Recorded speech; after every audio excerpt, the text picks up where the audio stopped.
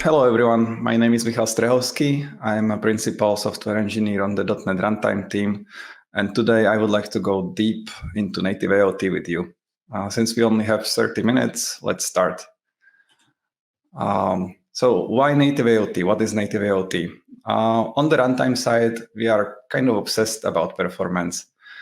You might have heard that .NET is a VM-based environment, and this gives us many opportunities to make your code run really fast.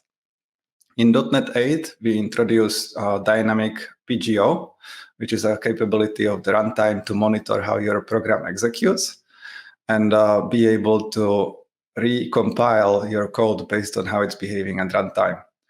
Similarly, we are able to target the exact CPU on which your code is executing because we know all the details of the CPU. It's not just about x64 or ARM64, it's about also various extensions to the instruction set architecture that we can target.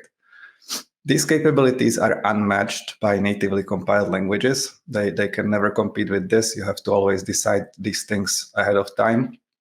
However, but the VM, there is always a trade-off. It's engineering, and in engineering, you always have trade-offs. The trade-offs that we had to do when we made .NET VM base was that it would use more memory because it needs to monitor your app and needs to provide rich services to the app. It starts a little bit slower because it takes some time to prepare everything, and it produces a little bit bigger apps because all of this infrastructure costs something. Native AOT was our answer to this. Some of the customer wanted different performance characteristics. They were more focused on memory use, more focused on startup, and more focused on size. Native AOT lets us answer this in .NET as well. So let's talk about memory use of native AOT. In the ASP.NET Performance Lab, we run several apps that we continuously monitor the performance of.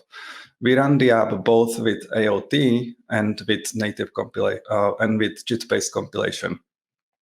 We monitor various metrics. One of those metrics is P90 working set. P90 working set is the amount of memory, the maximum amount of memory that the app uses 90% of time. As you can see, with AOT compilation enabled, we are able to drop this to almost half of the memory use with a JIT-based compilation. Similarly, startup time. This is the same ASP.NET app. This ASP.NET app is a web API. It talks to a Postgres database and sends back responses to the client using JSON. One of the metrics we monitor is time to first response. Time to first response is the time it takes for the app to respond to the first user request. As you can see, with AOT compilation enabled, we are able to drop this to less than a half. This metric is easier to see on a visual app. So let's look at the WinUI app. On the right-hand side, it's a WinUI app compiled using native AOT. And as you can see, it starts really fast. Compared on the left-hand side, based on a JIT and based on a VM. So since this is a deep dive, let's look into how this fast startup is possible. Before we start talking about native AOT startup, let's talk about starting a native process in general. And then we will look at what are the extra steps needed to start a managed process or a VM-based process. So in the beginning, we have a program exe that is stored somewhere on the disk. The user asks the operating system to start a process. One of the first things that the operating system will need to do is it will go and create an address space. Address space is a conspiracy between the CPU and the operating system, trying to hide the fact that there are many programs running on the computer, and they all use memory. But with an address space, it will not be possible for one program to see the memory of the other one. Each program will get their own view of the memory that is private to them. One of the first things that the operating system will do is it will map the program into the address space of the running process. Mapping is really a bookkeeping thing where the operating system will take a note that whenever address space in this range is accessed, the data or code that is being accessed is stored somewhere in the file on disk. And whenever the CPU needs to access this memory and the memory is not available yet, the operating system will go to the file system and load a piece of the file into memory. After the file is mapped into the address space, the operating system will then go and look at the import section. Import section tell the operating system what other shared libraries the program depends on. So in this case, it depends on, let's say, UCRT, which is the C runtime, and kernel32.dll. Now, I am using Windows terms here, but this is very similar on Linux and Mac as well. All of these steps will look very, very similar. So after the imports are processed and program .exe is prepared to run, the operating system will ask the CPU to start executing data from the code section of the executable. We are still not at this point running the program main. We will start by initializing the runtime library. If it's a C-based program, the C runtime needs to initialize, and maybe it will create a heap. Heap is a data structure that will be used to satisfy memory allocations at runtime. Once the runtime library is initialized, the main can start executing. As you can see, native startup is mostly about mapping existing code and existing data into memory. Let's look at how it looks like for a VM-based process. So at this point, we already started the native part of the program, which in this case would be the first line of the main of the virtual machine itself. Before we start talking about how VM-based process starts, let's look at how the files look like, because they look quite different from the native processes. We have a header, we have some metadata, and we have what is called IL. Let's look at the metadata. Metadata is very, very much a database. It's a database of all the types that are inside the assembly, the database of all the fields, all the methods, all the types that are referenced, and all the members that are referenced, like fields and methods. If we dig into these tables, we will see that the types table, for example, contains the names and namespaces of all the types. It also contains the list of methods, fields of the types, or the base type. If you look at the base type, in this case, I have a program class that derives from system.object. We will see that the base type is a pointer to the type reference table, to a record that describes that we need a type named system.object from a scope named system.runtime. Scope is the name of the assembly. Looking further at the types columns, we have a fields column, which will list all the fields of the type, including their signature. The signature encodes things like the type of the field. Further, we will have the list of methods, which will have all the names, it will have the signature of the method, and it will have so-called IL offset, which will tell us where the actual code is. Since this is a hello world program, the code will be only 3 instructions. It will load the string hello, it will call the writeLine method, and it will return. Since writeLine method is not defined inside this assembly, but it's provided by the system, the call will actually point to the member reference table, where it will say that there is a method named writeLine with some specific signature inside the scope system.console. As you can see, the representation of program in the VM-based format that .NET uses is pretty rich. Maybe you used a tool like ILSpy or .pig in the past to look inside these assemblies and found out that you can very faithfully reconstruct the original C# source code that was used to compile the assembly. This file format is rich, but it's not very suitable for direct execution, because the CPU thinks about these things in different terms. So one of the main things that the VM will have to do is to translate these concepts into something that the CPU can effectively operate on. So let's see how a VM-based process starts. At this point, we have the main of the VM running, and we need to start loading the managed parts of the application. One of the first things the VM will have to do is it needs to initialize. So as part of initialization, it might create GC heap, it might create some threads to manage the heap, it might create a finalizer thread, and so forth. Then it will go and map the .NET-based file format into memory so that it is accessible. Once everything is mapped, it will start looking for main, and as part of that, it will start loading various types that are inside the assembly.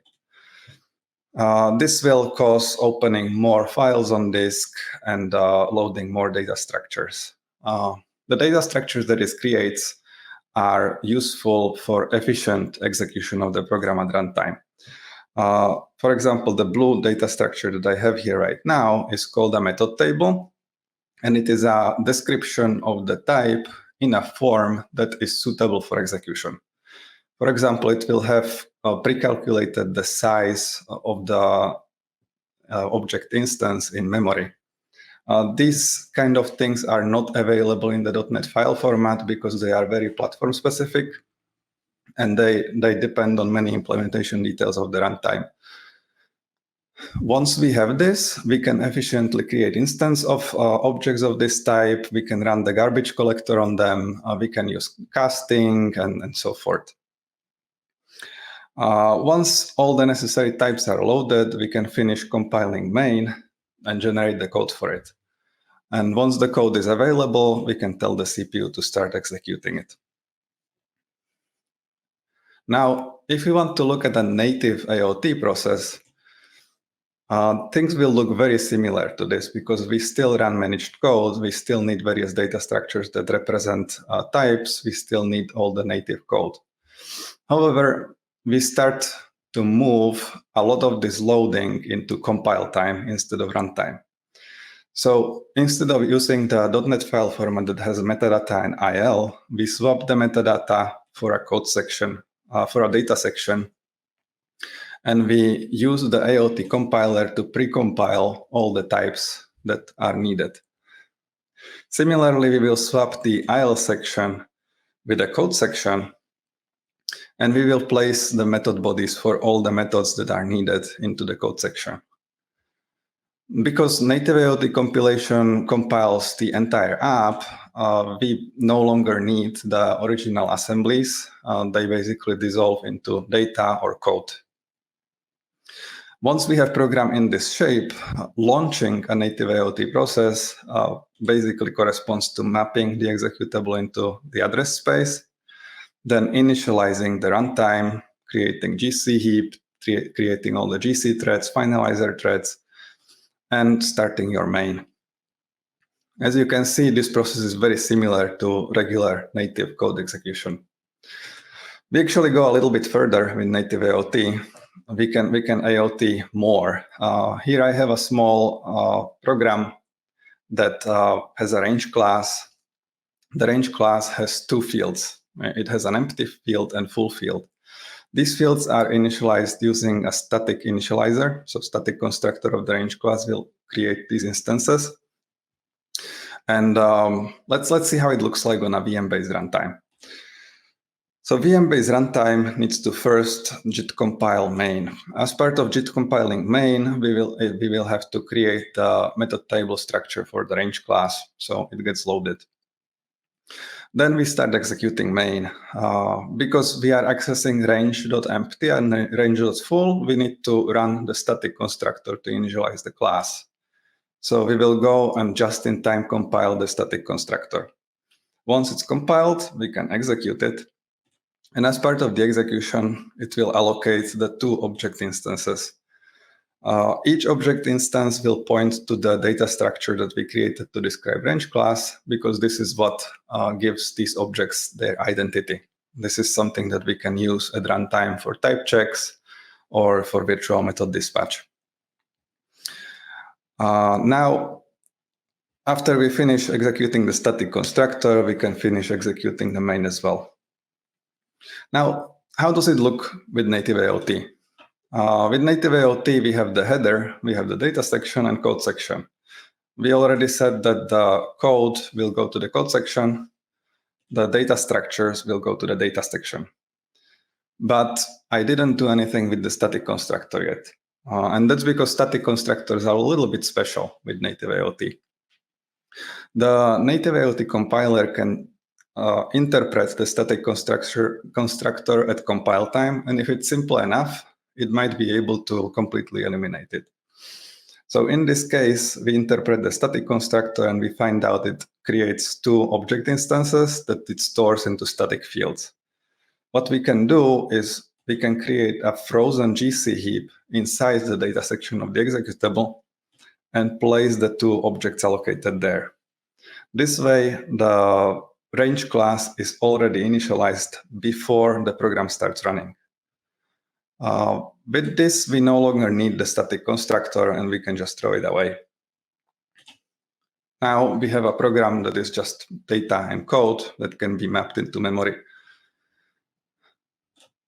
This actually works even for more complicated cases. I will not go into details of what this program does. Let's just look at the one field that it has. There is a byte array that is calculated using compute circle bytes. What this method does is it will create a byte array that has two dimensions, width and height. It will draw a circle using ASCII art. So we will look at each pixel, and if the pixel's distance from the center is smaller than some number, we draw a star, otherwise we draw a space. If you compile this application with native AOT, you will find out that the data section contains a circle that you can actually see with a hex editor. The compute circle bytes code is no longer needed because we already executed it at compile time. I think this optimization is pretty cool and it's pretty powerful. It kicks in maybe for 80–85% of classes with a static constructor. Now let's look at another aspect of native AOT, and that's size. One of the metrics that we measure for the ASP.NET app that I mentioned originally is size. We are measuring the size of a fully self-contained application. And by self-contained, I mean it includes everything that is needed to run on a clean install of the operating system. So it will include all of the runtime, it will include all of the base class library, and of course the application code itself. When we compile it with native AOT, we can shrink the size almost 5-fold compared to full compilation with a JIT-based runtime. Now, how is this possible? Let's go deep into that. The first component that makes this possible is a lightweight runtime.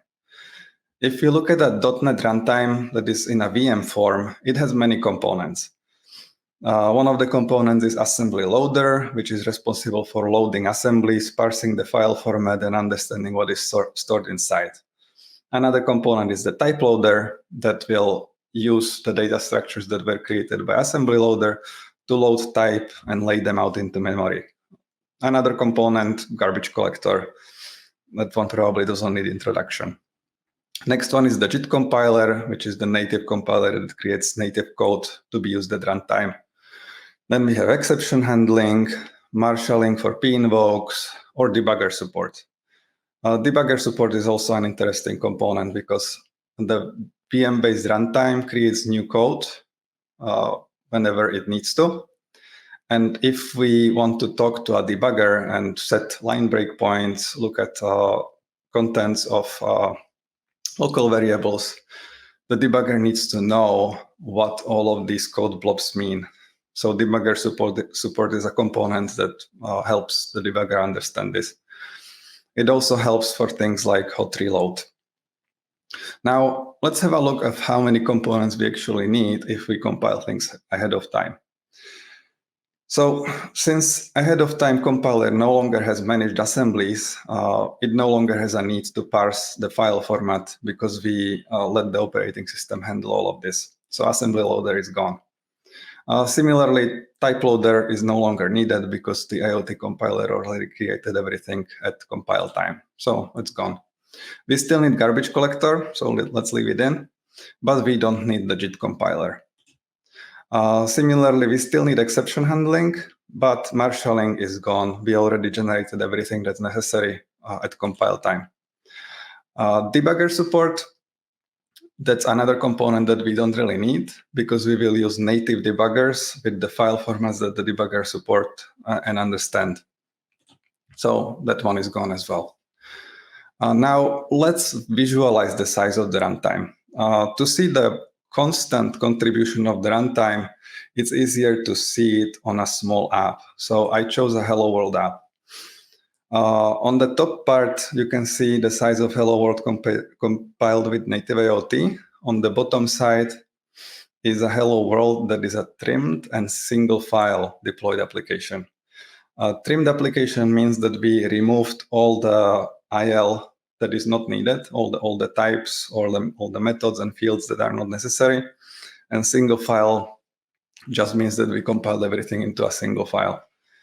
I tried to visualize some of the major components of this size. So as you can see, the size of the just-in-time compiler is already bigger than the size of the entire AOT compiled app. So this tells us a little bit about what is the baseline and how small can the app ever become. Let's put the size in context. So I said AOT compiled C# app is about 1 megabyte. How do other programming languages do? It doesn't really make sense to compare with C or C++ because they have a really tiny standard library that doesn't provide you so many services. There is no garbage collector, for example. What makes more sense is compare with something like Go because it has a garbage collector and it provides similar services. So here is the size of Hello World in C# and in Go. And as you can see, the size of Hello World in C# with default settings and everything can be about 50% smaller than Go. Other things that help us build small apps is dead code elimination. So the smallest code is the code that wasn't generated. So the compiler tries really hard to find whatever code will not be necessary. It uses an algorithm that starts from main and looks at all methods that are reachable from it, and it just keeps repeating it until there is nothing else to add. It will do a little bit more because it will try to analyze reflection use, for example, but the gist of it is really we just iterate until there is nothing else to add. When we are doing this, we are looking at the entire program and we build understanding of how the entire program operates. This enables us to do whole program optimizations. Whole program optimizations are optimizations that we can do because we know all the methods that will run, we know everything that will be accessed at runtime using reflection, and so forth. AOT compilation is in a good spot to do this because no new code can be loaded at runtime. Everything that is part of the app at the time of AOT compilation is everything that will ever be part of the app. There is no way to load new assemblies at runtime. There is no way to emit new code at runtime. So one of the whole program optimizations that we do is elimination of dead branches. To do this, we build an understanding of the program and look for all the fields that are only written in constructor or not written at all. So I have a small program here that has a worker class. It has some static fields where that we can increment. We have a shutdown method, and the shutdown method is going to spin until worker count goes to 0. But because we compile this ahead of time, we can see that add worker was never actually called. So worker count will always be 0. That way, we can inline the value of worker count of 0 into the program, and this will lead to eliminating the entire dead branch. including the while loop. If you look at the disassembly of this app when compiled with native AOT, you will find out that the shutdown method is actually empty. All it has is just a return statement. Similar optimization can be done around type checks. Here we have an application that is checking whether the object that is passed to handle object is of some specific type. Because we didn't use this type anywhere, we never allocated an instance of it, the whole program analysis can figure out that this check is dead. It will never be true. We can therefore optimize it away. If you look at the disassembly of handle object after native compilation, you will find out that the method is empty and everything that it refers to can be eliminated. So this concludes our deep dive, and we are now on the third .NET release with native AOT. When we started in .NET 7, we started with only console projects and native libraries being compatible with native AOT. In .NET 8, we added some ASP.NET Web API scenarios, and in .NET 9, we are adding MAUI and Windows App SDK and even UWP support. What will happen next largely depends on you. We want to hear what you are interested in running with native AOT. So please reach out, please tell us. Don't forget to download .NET 9. And at the end of my slide, I have a couple resources that might be interesting. The first one is the official docs on native AOT. The official docs are actually pretty deep at this point, and it will tell you many things that I couldn't fit into these slides. There is a link to a deep.NET talk on native AOT, which is a really interesting talk about how to build apps that are compatible with native AOT. There was a blog on .NET 9 support for UWP. We have docs on how to build native AOT compatible libraries that work well with trimming, work well with AOT. There is a doc on how to make libraries compatible with trimming in general, how trimming works. I have a tool to investigate binary size of native AOT apps. It's worth it to try if you are interested in size. And there is also a link to a blog on testing with native AOT using MS Test. So with this, thank you for your attention, and goodbye.